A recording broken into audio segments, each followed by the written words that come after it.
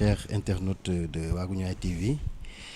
Donc c'est avec un grand plaisir que nous revenons dans les locaux de la mairie de Biscuiterie en entretien avec le premier magistrat de la commune, monsieur Mohamed Djibril Wade,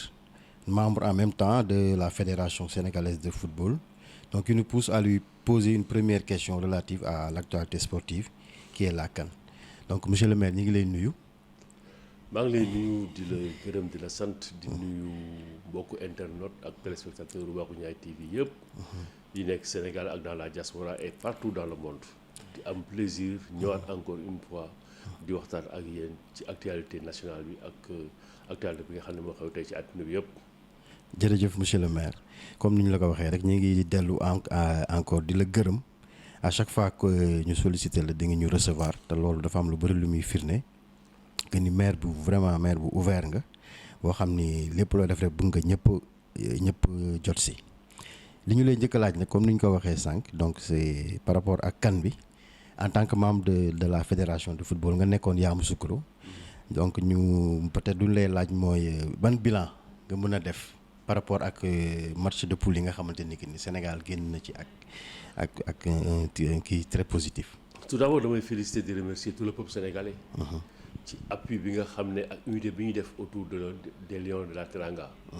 maa ngi changé sax parce que le président Macky Sall bëggatoo ñuy wax les lions de la Teranga. da bëgg ñuy wax lions yi nga xam ne dañuy dem. wuti xeex ñëw jël si parce que nee na Teranga bi. nañ ko bàyyi fii yóbbu ko jël si. et li ñu ciy def wax nag mooy je pense que on a fait un premier tour quand même assez acceptable et très acceptable sax. parce que quand même jouer 3 matchs marqué 8 buts encaissé 1. defe naa ne on ne peut pas mieux faire. Alors cela démontre qu'aujourd'hui que cette équipe-là est en phase de maturité et que la ñoon togg di ko defar di ko baaral tey egsi na parce que nag loolu leçon lañ ciy tiré rek leçon bi ñu ciy tiré mooy nit buy liggéey da ngay poser ay jalons di teg di liggéey di xaar waaye boo bëggee rek def tey dara lépp sotti tey du sotti parce que nag loo gis rek dafa laaj investissement laaj aussi ay effort laaj déggoo laaj bokk ndey bokk bàyyi. Heureusement nag que nous avons su trouver le Manko Wuti Ndam li qui est très fort léegi dépasse le cadre de l'équipe ou de la fédération mais léegi ça vient aussi aujourd'hui au niveau d'un cadre national. Sénégal yëpp seen biir tey Manko la ñuy wax. ñu am aussi une organisation très particulière au niveau de la tanière. am une organisation au niveau fédéral am une organisation au niveau des supporters aujourd'hui tey ñu rassembler leen autour d'un seul et même objectif mooy ñu nekk benn Manko pour ñu wuti ndam li donc mun naa ne daal bilan moo ci tiré. Dans un premier temps, en attendant de voir notre match contre la Côte d'Ivoire, quand même c'est un bon bilan. waaw li nga expliqué en fait ça reflète vraiment le résultat qu'ils ont eu. Donc c'est un travail que vous avez fait et nous vous en félicitons. Mais monsieur le maire Sénégal Côte d'Ivoire. waaw match de football la dafay am. li ma ci wax rek mooy. bon on a gagné nos premiers matchs. man après fa laa jógee foofu ñëw fi pour régler un certain nombre de problèmes war a delluwaat pour Sénégal Côte d'Ivoire bi. mais ñu xam ne. Coupe d'Afrique boo ko bëggee jël. il faut que nga mag ñi. Côte d'Ivoire ci mag ñi la et puis dëkkam lay joué il faut ñu daje ak moom. bu ñu dajee ak moom. dañuy daje kenn koo xam ne moo ko gagné. kon ñun daje ak moom gagné ko moo ko et puis man aussi je dis que. je préfère jouer contre l'équipe qui organise. en 8e en quart ou en demi-quart finale. donc teel a daje ak moom. moo gën daje moom ak final et ironie du sort rek daje nañu. c'est un match de football. c'est 2 grands pays de football ah. peut-être que leneen moo ci nekk rek mooy Côte d'Ivoire ils sont ressuscités. dinañ ñëw ak beneen motivation quoi parce que déception bi ñu amoon tey fàtte nañ ko ndax qualification bi. dinañ am motivation mais la motivation seule ne suffit pas. et defe naa ne ñun am nañu équipe ba nga xam ne quand même tey waruñu ragal benn équipe quoi. D'accord mais soo demee ba gis parce que effectivement y a un engouement qui a eu lieu ba ñu ne Côte d'Ivoire dafa qualifié. Bon d'après nos informations même y a Drogba qui propose des primes de match aux éléphants mais yaakaaroo ne loolu dina jëlee Côte d'Ivoire feneen. non bon motivation la. mais je ne pense pas que ça soit un problème d'argent. parce que tey nous avons affaire à des joueurs professionnels. loolu leen jox rek am nañ ko. pression supplémentaire la rek mais aussi motivation équipe bu Sénégal am nañ ko. le président Macky Sall a dompté les lions dafa leen motivation yu baax a baax mais le problème de ça je pense aujourd'hui c'est un problème d'organisation un problème de maturité et un problème aussi d'avoir une équipe et defe naa ne c'est vrai qu'on joue à Yamoussoukro, le stade c'est un stade de 20 000 places, ce sera vraiment plein à craquer. Malheureusement, parce que bu doon sax Abidjan c'est à des stades de 100 000 places et des trucs. Bon, peut-être que foofu la ñuy xaw a craindre parce que xam naa ne stade bi du mën a contenir les spectateurs. Dama ragal sax mu am un problème de place wala mu am mu compte quoi. Donc je crois que pour un problème sécuritaire, la CAF doit prendre des mesures ba nga xam ne ñu jaay moins de billets que de contenance bi stade bi lu muy contenir quoi. Mais le reste ça reste un match de football. De toute façon, les arguments c'est sur le terrain, c'est sur un rectangle vert de 120 sur 70 te gëm naa ne ñun daal ragaluñu kenn quoi. ragaluñu kenn waaw. normalement de ñëpp Sénégal la ñu war a ragal. mais dans un cadre un peu plus général CAN bi. sa avis par rapport ak ni mu déroulé le nombre de buts marqués depuis le début, les performances des équipes. Non, objectivement, sur le plan du jeu. Surtout les équipes comme l'Algérie qui ont été éliminées dès le premier tour. Ouais, mais c'est CAN bi dafa wanaat beneen situation. Il y a plus de petites nations et de grandes nations. Afrique ñëpp a ngi progressé. Heureusement que ñu indi ko sax à une Coupe d'Afrique des nations à 24. tey boo gisee même la Gambie qui est éliminée au premier tour mais nga xam ne quand même ils ont beaucoup progressé nga xool Mauritanie gis xam ne benn affaire Guinée équatoriale ñaari kaan a ngi nii da ngay gis ñu progressé bii mooy seen troisième kaan ba nga xam ne dañuy ñëw di monter. Ben y a aussi y a le Mali tey c'est une très bonne équipe moo ni ñuy xoolee Sénégal war nañ ko mën a xoolee Mali. Bon l'Algérie aussi depuis un certain temps da ngay xam ne Ben Mali équipe bu ngi nekk en décadence. ñoom nag xamuñu ci loolu c'est que Algérie sax lenn moo leen xaw ma daf leen sauver xaw ma daf leen yàqal mooy seen victoire bi Sénégal parce que nekkoon ci benn situation ba nga xam ne ñëpp xamoon nañ ne seen équipe baaxul ñu ñëw nag gagné Sénégal yaakaar ne que seen équipe baax na dafa naa loolu moo leen gën a rey sax quoi seen victoire bi am sur le Sénégal parce que tax na seen lacune yi ñu waroon gis ñu ko mais lacune l'Algérie depuis sa finale bi mu gagné ba léegi da ngay xam ne équipe bi amul changement ensuite Ben Mali quand même dafa atteindre à un point ba nga xam ne mootu ko dépassé le Maroc nag mooy ñëw. Vraiment ça le Maroc moom mu ngi ñëw depuis la Coupe du Monde mais quand même waaye nañu ay insuffisance yoo xam ne booy jouer ak ñoom am na nooy demee ak ñoom rek di nga mën am résultat quoi mais c'est une CAN ba nga xam ne kii amplement joué y a eu beaucoup de buts ay séquences de jeu yu neex yu ci am et des équipes de moindre kii ñoo xam ne kenn gisu leen woon ñoom ñoo ñëw di monter donc je pense que le football africain est en train de progresser. Mais le Cameroun aussi a surpris. waaw effectivement mais ba léegi des na quoi Cameroun des na man l'équipe bi ma gën a kii daal mooy Guinée équatoriale le Mali le Maroc un peu je vois aussi benn équipe encore Burkina Faso mais il y a des équipes qui viennent le Nigeria quand même il faut compter avec eux donc je pense qu'aujourd'hui Cameroun quand même des na quoi des na quoi mais quand même contre Sénégal nga xam ne des na mais quand même toujours le Cameroun reste le Cameroun ñoom dañuy xeex boo ko seetloo sax bi ñu ñëwee à 2 quand même ils avaient la balle d'égalisation. Mais quand même bon mais xam nga fi mu nekk nii am na loo xam ne moo des ci équipe yi malheureusement aussi ñoom tamit seen football dafa xaw a stagné depuis un certain temps. Mais monsieur le maire enfin nekk ci football depuis très longtemps di yàgg dem ay CAN. sa pronostic final CAN bi kan ak kan la. Wax dëgg yàlla je pronostic sur le Sénégal. Et j'avais envie de voir. Une finale Sénégal-Algérie mais loolu mootul rek. loolu mais tey su ma amoon Maroc wala ma am Mali. ce serait une très grande finale. mais daal li may pronostiquer mooy que le Sénégal remporte pour la deuxième fois ce trophée là et je pense que c'est très possible parce que Égypte def na ko. am na ñeneen ñu ko tegale ko bëggoon naa vraiment ñu tegale ko quoi. loolu mooy suñu rêve. amiin je pense que c'est le meilleur cadeau boo xam ne mën nañ ko offrir au peuple sénégalais. amiin yàlla na ko yàlla def donc ñu ngi lay remercier encore une fois vraiment à chaque fois. Ça se passe comme ça des réponses vraiment exactes léegi nag dañu bëggoon jàll un peu ci actualité politique bi nga xamante ni que ni on va vers des élections présidentielles au Sénégal donc la semaine passée le Conseil constitutionnel donc génn na la liste des candidats officiellement retenus pour cette élection là donc ñu gis ne que ni sur les 21 qui étaient au départ donc on a retenu les 20 et il y a votre candidat, je peux dire, M. Karim Wade, qui a été éliminé. Donc, qu'est-ce que vous avez à commenter? Déception là, parce que vraiment au niveau du Parti démocratique sénégalais et au niveau des militants, les gens ont tout fait. Depuis 2012, pour gagner Karim dans la situation dans laquelle nous sommes ici. Pour nous gagner sur situation judiciaire, pour exil au Qatar. les militants du parti démocratique sénégalais yoo xam ne ñu leen rendre un hommage def nañu lu nekk rien que pour faire plaisir au président Abdoulaye Wade ak delloo ko njukkal jox Karim li ñu ko war a jox yëpp defal ko li ñu ko waroon defal yëpp maanaam aujourd'hui ñoom jël nañu sax parti bi avant ñuy dem Congo dem fépp jox Karim nekk sa yaay secrétaire général te Karim nekkul secrétaire général parce que tey boo ko seetloo c'est Abdoulaye Wade le secrétaire général du parti démocratique sénégalais mais jël nañu pouvoir yëpp les militants du parti démocratique sénégalais jox ko Karim nekk au cadre administrer le parti démocratique sénégalais loolu vraiment militants yi amal na leen njukkal Karim amal na leen njukkal ñëpp amal na leen njukkal ñoom it ñu yaakaaroon ne quand même que bu ñu ñëwee ba fii candidature Karim du am benn problème malheureusement il y a eu des problèmes loolu aussi kan militants yi ak militantes yi am nañ ci déception neexul nag léegi nag je pense que li olof di wax naan bay woy na mbuus li am na ba pare léegi li ñuy demandé militants yi rek mooy ñu xam ne mbiru yàlla la li am na ba pare jarul ñuy tirer sur une autre personne nañ xool ñun suñu biir xool ndax la ñuy defaate suñu parti ak ndax la ñuy taxawaatee taxawaay bu bees pour mën a demaat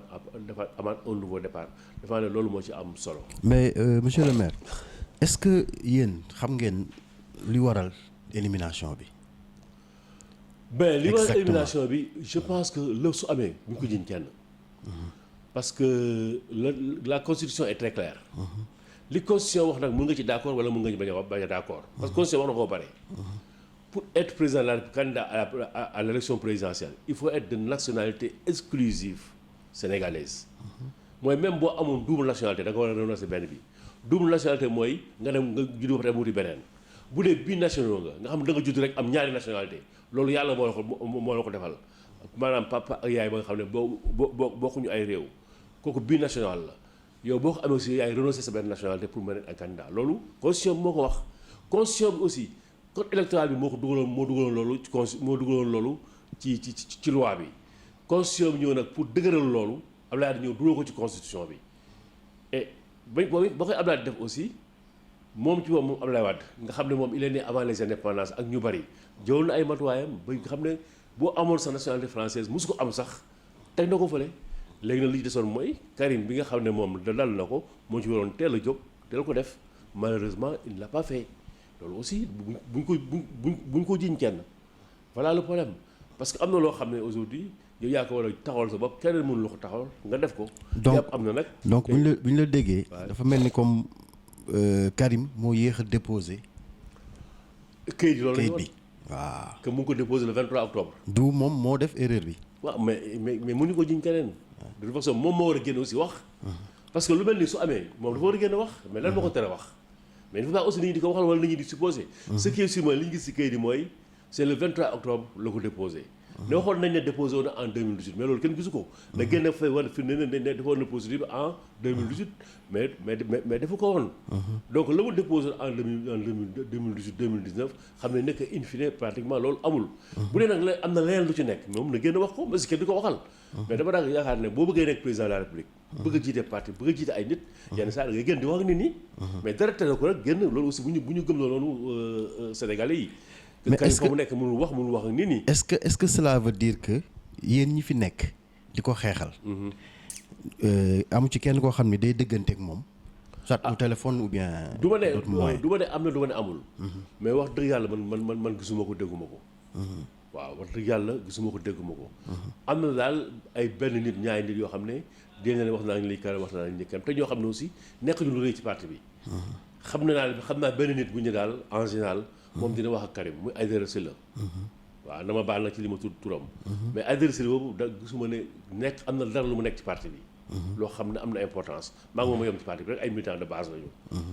xam nañ rek amoon na fi ay démêlés judiciaires avec l'État du Sénégal. donc loolu aussi dafa neexul daal. donc aujourd'hui Karim moo war a génn wax ak nit ñi wala mu ñëw wax ak nit ñi mais nag bu mu génnul wax ak nit ñi ñëwul wax ak nit ñi lañ koy wax rek mooy parti bi. defoon nañ la candidat sa candidature boobu tant que benn élection ñëwul mu ngi fi boo ñëwee jël si ko nit ñi ñu ngi fi dañuy du leen tee lekk du leen tere naan du leen tee dem fa ñu war a dem ak wax ak ña ñu war a waxal loolu aussi il faut moom aussi ba mu xam loolu mais moom nag bu defa effort boobu wax ak nit ñi mais écoute nit ñi mu ñu nekk fi aussi naan ay def nañ ko lii def nañ ko laale di ko wutal ay excuses yooyu man nekkuma ci loolu. D'accord mais léegi les militants du parti démocratique sénégalais gàcce ngalaama et même ils se sont battus déposer caution. Ils se sont battus jënd ay carte de membre 100 francs gars yi di ci doxal parti bi di ci financer parti bi kon militants yi ñoom amuñu lenn lu jar li ñu war def nañ ko mais nag ndey mi liggéey moom moo ci des su mënul ñëw wax ak nit ñi na bind lettre wax ak nit ñi wala mu utiliser les moyens de communication comme yow ni ngay defee nii ak man pour wax ak nit ñi mais bu ko deful nag vraiment na mu defoon ci fin d'année bi jël télévision yi wax même bu dee discours bi sax dafa préparé wala dañ ko monté baax na mais mu def ko mais bu ko defulee nag wax dëgg yàlla politique moom il faut ngay wax ak nit ñi di laamisoo ak nit ñi di waxtaan ak nit ñi politique loolu la laaj mais bu waxul aussi waaw est-ce que il est pas en train de faire quelque chose boo xamante ni que ni peut-être ci suuf la ko def léegi nii on est l'Assemblée nationale est en train de statuer sur son cas donc loolu fan la jógee ak peut-être kan moo ko initié ba loolu am ba peut-être mu am ci yaakaar wala waa PDS amaat ci yaakaar xamuma bon ñu ne Assemblée nationale loolu ça n'a rien à voir ak li nga xam ne moo am Assemblée nationale nee nañ ñoom dañoo def ay soupçons de corruption aux magistrats magistrats yi gën a rëy ci Sénégal ay député PDS wala ay député PDS ñoo wax loolu nag moom dégg naa ko nii rek du ma ci sori trop mais dama yaakaar ne bu problème amee pour apaiser këru nit ñi jallu ngay indi yeneen problème di ko fi teg quoi je ne crois pas à ça à une commission pour faire une enquête sur ay supposée corruption des magistrats su amee ñu xam ne am na mais man gëwuma loolu Clémenceau disait que quand on veut enterrer un problème il faut créer une commission man gëwuma commission enquête d'enquête boo xam ne parlementaire pour def ay enquête sur ay magistrats parce que nag nañu waxante dëgg nos magistrats là nos juges là c'est les meilleurs de la exactement ils font partie des meilleurs du monde vraiment nañ leen bàyyi tout tranquillement quoi man loolu laa gëm d'accord parce que ñoo fi nekkoon temps Abdoulaye Wade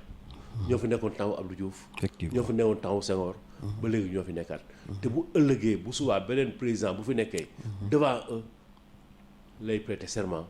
te encore ñoo fi nekkaat kon nag vraiment magistrats yi nañ leen may seen jàmm quoi man loolu laa gëm maintenant nag il faut aujourd'hui parfois ñun les sportifs xam ngeen loolu si ñun des fois dañuy defar suñu équipe yaakaar ci ñoom dem ñu gagné ko nga ne arbitre bi la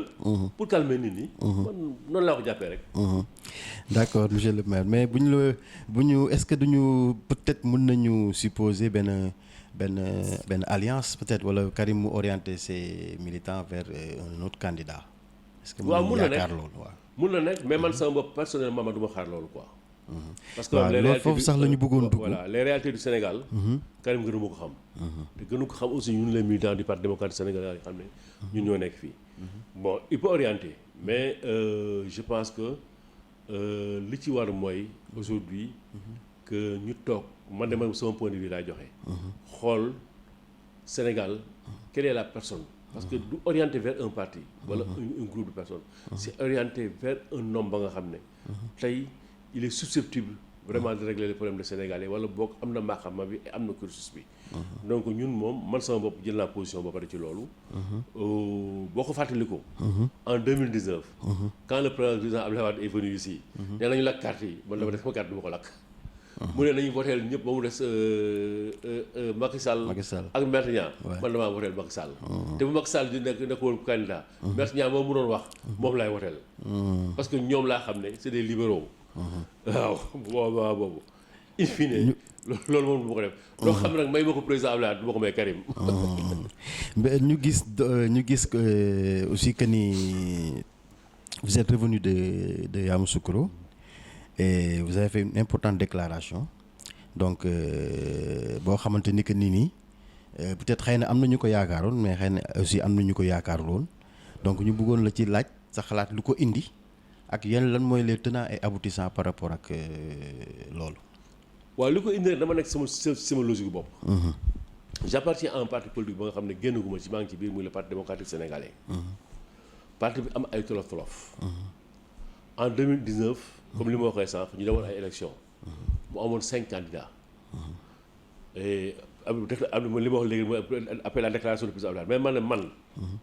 Macky Sall ci 5 candidats yooyu ñu fi nekkoon moo ma gën jege. Et ensuite c'est un libéral man moom laa votel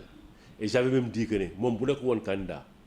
Maître Madické Niang laay votel bu nekk woon candidat Idriss Seck laay votel bu nekk woon candidat le candidat du PUR laay votel donc noonu laa ko gisee woon tey Sénégal en 2020 mu dugg 2021 mu dugg ci benn cycle mu am ñoo xam ne dañuy woote anti système te man d'accorduma ak anti système mu am fi Sénégal ay problèmes yu rëy ñu nekk dans une insécurité totale ma jëloon position gën a jàppale le président Macky Sall pour que mu génn ci loolu ba président Macky Sall tey génn ci loolu assurer la sécurité dans ce pays là tout est en train nekkaat ci ordre di dellu siwaat tey bu fekkee dañ ñëw nag ci ay élections présidentielles Karim def li mu war def ba nga xam ne moom bokkul je me suis dit que nous nous sommes dit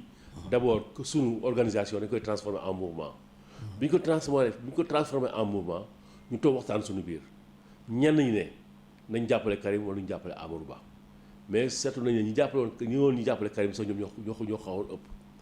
bi ñu demee ba Karim nekkatul ñu toogaat waxtaan suñu biir nañ jàppale Amadou Ba Amadou Ba nag c'est quelqu'un que je connais personnellement te xam naa ne mun na rassembler les Sénégalais mun na rassembler les libéraux mun na rassembler parti socialiste ak Sénégalais mun na rassembler la société civile ak ñi nga xam ne bokkuñu benn parti ensuite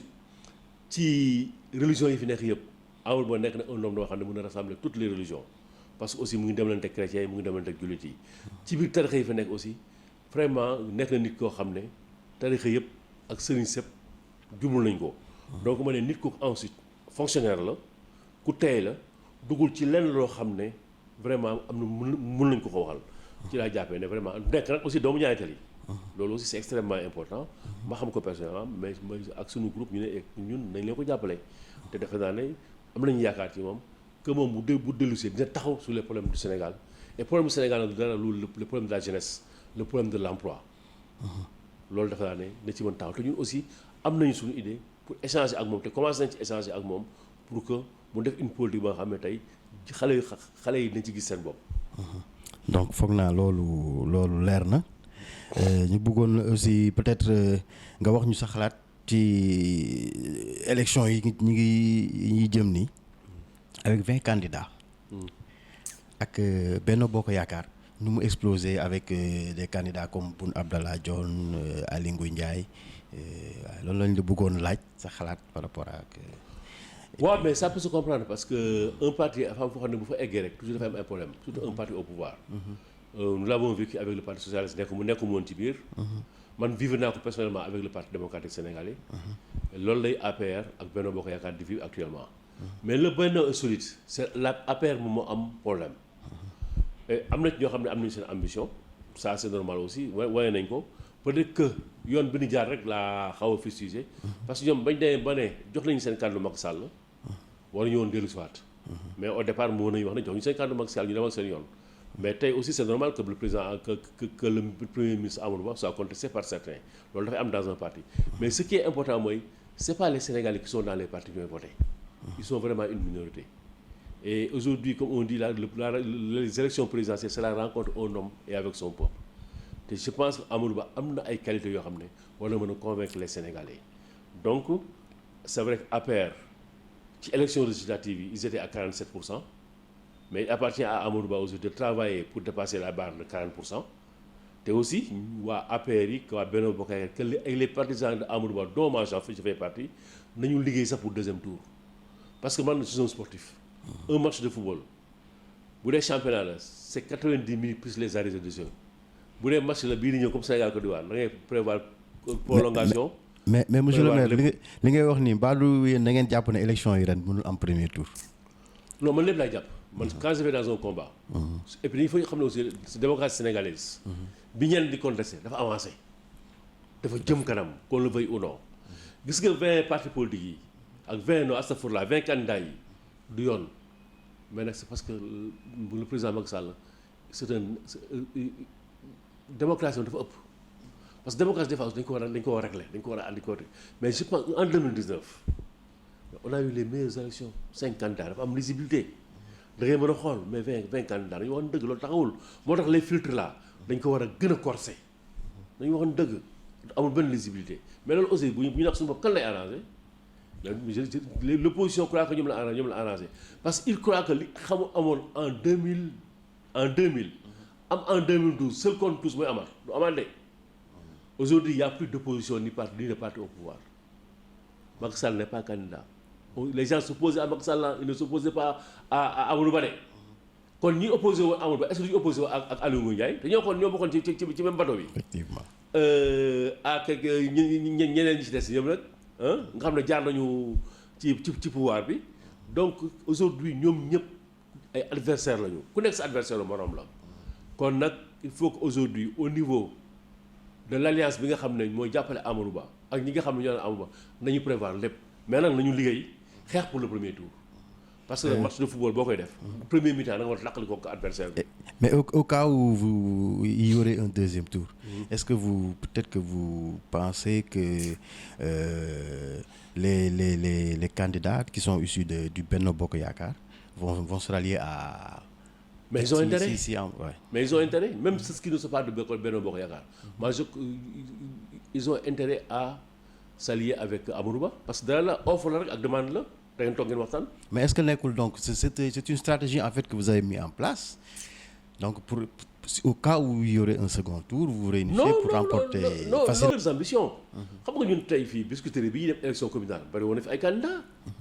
mais in fine même bi ma gagné am na ñeneen ñoo xam ne ñoom laa gënoon jege bien que sama adversaire la ñu ay sama frère la ñu woon sama ay nit la ñu woon mais dañu bëggoon wane seen bopp wane aussi ñoom lan la ñuy pesé mais ñoom aussi bu ñu nekk woon candidat mun na am sax danañu ma jàppale wala ñu jàppale keneen donc dina am ay affinité mais tey bu ko jëlee ci ñi waa Benno Bokk Yaakaar rek Amadou Ba aussi am na ñeneen ñoo xam ne ñu ngi dans l'opposition am nañu ay relations yu baax ak ñoom ak am na ay PDS yoo xam ne Amadou Ba am na ay relations yu baax ak ñoom am ay Khalifa Sall ak yooyu yeneen ñeneen am na ay relations man par exemple man sama candidat bu jàllulee man mun na jàppale Khalifa xam nga parce que dama am relation yi ak moom. dama am ay relation yi man avec Idrissa Seck. yu tëkkee mais noonu moo ko amee Idrissa Seck noonu la ko Amadou Ba amee keneen am na ñoo xam ne sax ñu ngi biir Benno Bokk Yaakaar mais ils ont de très bonnes relations avec waa Pastef et puis ñu xam ne aussi que au niveau de Pastef il y a eu beaucoup de gens qui ont travaillé au ministère des Finances et au niveau à la DGID am na ñoo xam ne Amadou Ba jàngal na leen loolu yooyu yëpp dafay am te am na loo xam ne marqué na ko si ñoom. c'est comme ça même yow am nga fa bokk mais am na foo xam ne aussi bokkoo fa am nga fa ay nit ay xarit tey mun naa am yow murid nga mais da nga am ay sëriñu tijaan ay xaritu tijaan ay xaritu chrétien mais loolu mooy Sénégal donc deuxième tour ay waxtaan lay doon loolu aussi il faut ñu prévoir ko donc ça des élections yoo xam ne qui seront amplement discutées donc aujourd'hui que le maire gagne et que je souhaite que le maire soit Amadou Ba. Inch'Allah jërëjëf monsieur le maire ñu ngi lay remercier bu baax. di kontaan encore une fois comme ni ñu ko waxee rek ci li nga ñu recevoir et que nga koy def à chaque fois donc ñu bàyyi la nga tàggatoo peut-être aussi joxe lancer benn message pour que les élections se fassent dans la paix et que ñu xam ne que ni après élection ñu ñëpp nekk benn ñëpp sénégalais lañ benn. waaw di delluwaat encore dans un premier temps di sant sama mbokk Biscuiterie yi ci confiance bi am ci man di leen wax ne dinañ dem ci ay élections jàmm di ñaan Sénégal élection jàmm am fii. te gëm naa ne sax jàmm moo fi am parce que dafa am benn phénomène boo xam ne moom laa constaté avant 2000 ay tension post-électorale moo am après élection yi mais depuis 2000 bi Abdoulaye Wade jëlee tension avant élection mooy am te 2024 bi ñu nekk tension avant élection yi dafa commencé depuis 2021 te fi mu nekk nii jeex na gëm naa ne après le 25 février jàmm mooy am Sénégal ñëpp dinañ dem vaquer ji à leurs occupations doxi seen soxla ñiy liggéey te loolu lay ñaan yàlla nag que Amadou Ba gañe ko di demander nag à la population de Biscuiterie yi ñu jàppale ma man jàppale seen doom ak waa Grand Dakar Djibi Wade parce que nag depuis que ma nekk maire gis nañ ne que ne am na ay avancées su ma jàppalee incha allah Amadou Ba gañe avancées yi dafay gën a tar te ñu xam ne aussi que le candidat Amadou Ba c'est un homme de Niayes Tally c'est un homme de Biscuiterie c'est un homme de Grand Dakar. Donc aujourd'hui à Dakar nous avons intérêt à voter pour le candidat Amadou Ba loolu dama koy ñaan que ñu taxaw ci loolu leneen li ci des nag mooy demander aux militants du Parti démocratique sénégalais que li ñu dal nañu xam ne dañu war a taxaw xoolaat suñu bopp defaat un nouveau départ léegi nag nañu choisir un candidat moi je demande à ce que ñu votel le candidat Amadou Ba et que Amadou Ba demain il va tendre la main au parti démocratique sénégalais pour ñu ànd liggéey ñu defaraat suñu parti bi parce que c'est un homme ba nga xam ne c'est un homme de consensus loolu dama koy demander aux militants du parti démocratique sénégalais di ko demander à tous les sénégalais pour que ñu mën a jàppale le candidat Amadou Ba aux élections présidentielles du 25 février loolu daal laa doon terminé di gërëm ñëpp di sant ñëpp di leen gërëm yéen aussi di leen encourager parce que nag am une télévision sama biir commune dafay nekk loo xam ne dama ci kontaan parce que seen télévision bi moom leen ko de maa ko moom ëppale wu leen ma ci dara et je pense que loolu c'est des jeunes qui se battent moo tax may faral di wax naan il faut trouver de l'occupation à tous les jeunes jeune bu nekk da nga war a jóg xeexal sa bopp pour am dara téye si dara te lii ngeen def ni bu la ko ñàkkal fayda xam leen ne quand on s'investit quand on commence une chose il faut commencer petit et quand on commence petit on va grandir incha allah te gëm naa ne vous allez grandir yàlla na leen yàlla may ngeen egg au sommet mais na ngeen xam ne egg au sommet nànk-nànk la rek la quoi da nga koy teg pas à pas step by step di gis erreur yi ngay rectifier muy metti nag ngay muñ loolu mooy Sénégal et cela lay demande nag à la jeunesse sénégalaise na ku nekk jóg ci njub heure topp yàlla bu jotee nga topp yàlla mais nag di xeex ñafe xeex bi ñuy xeex ci mbedd mi xeex sa bopp moo gën sa nafsu pour mën a jëm ci kanam avancer indil dara sa réew indil dara sa bopp et je pense que y a des choses à faire dans ce pays là parce que c'est un pays à développer et dans un pays à développer il doit y avoir beaucoup de choses à faire kon loolu nag loolu la ñu gëm te loolu la ñu bëgg doxal te loolu la ñu doxal dans la commune di gërëm ñëpp di sant ñëpp et di leen encourager bu baax a baax ci liggéey bi ngeen def